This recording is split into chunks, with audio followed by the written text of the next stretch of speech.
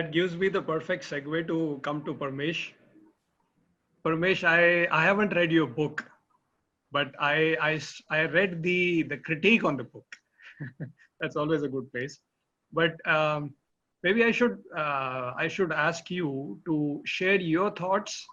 But before you share your thoughts, please also tell us what prompted you to write the book.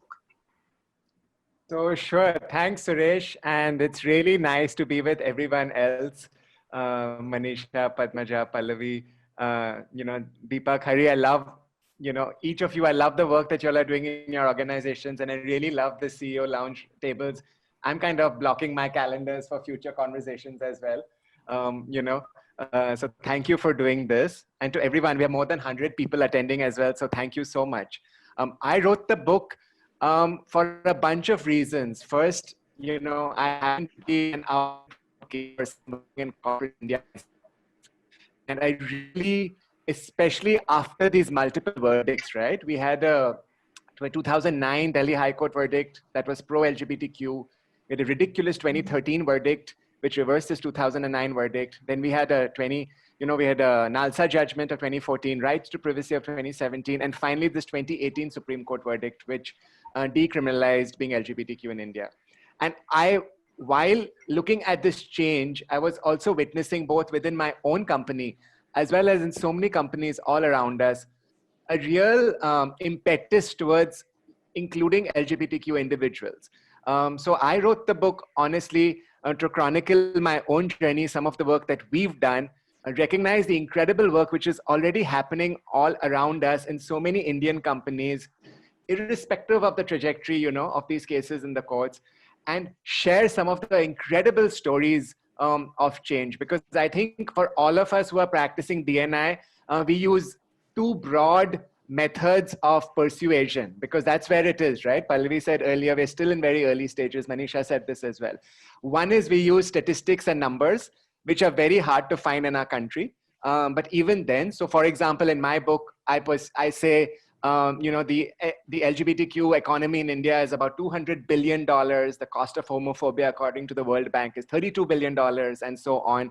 So it makes sense. Or there's a Deloitte study that says that focusing on DNI improves your innovation potential by 8 times, right? 8x. Also, there's enough of that data that we have. But really, I think persuasion through numbers, through business cases and all only takes you so far, because where we are in is that we have to change the culture. That's when the magic happens. And you change the culture by telling powerful stories of change.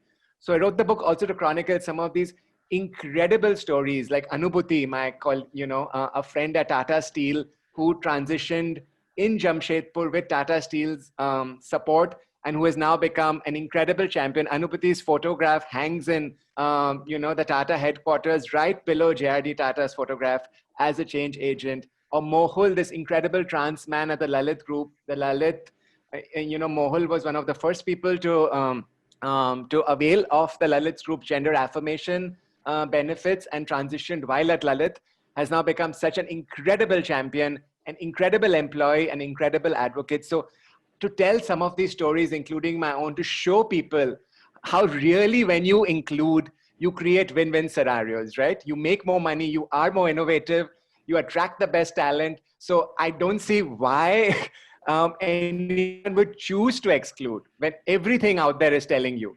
The numbers are telling you, the stories are telling you, everything is telling you that inclusion makes sense. So I wrote the book to share this with people specifically. Also to share with people that for companies who are interested in this now, you don't have to reinvent the wheel or start an ecosystem. The truth is, all of us have been living in this ecosystem for the past decade. So you want to bring about sensitization, there are 20 agencies out there that you can hire. You want to hire queer people, PWD, etc. There are so many consultancies that will help you specifically with hiring. You want to focus on mental health, again, 20 organizations out there already. You want to work within FICCI, CII, whatever, they're all already focusing on it, right? So job fairs, I mean, there's a whole ecosystem out there. All of us who are early in this space are really waiting for the rest of you, these 119 people who are on this webinar. Come join us, hang out with us, and just co-create this world with us already if it's for your benefit. So that's why I wrote the book. here it is. If you haven't read it already, this is a good time to like open that next window and order it on the side. And it gives you a manual for how you can actually make this happen. So I'm just like very, very happy that I'm talking about it in this space.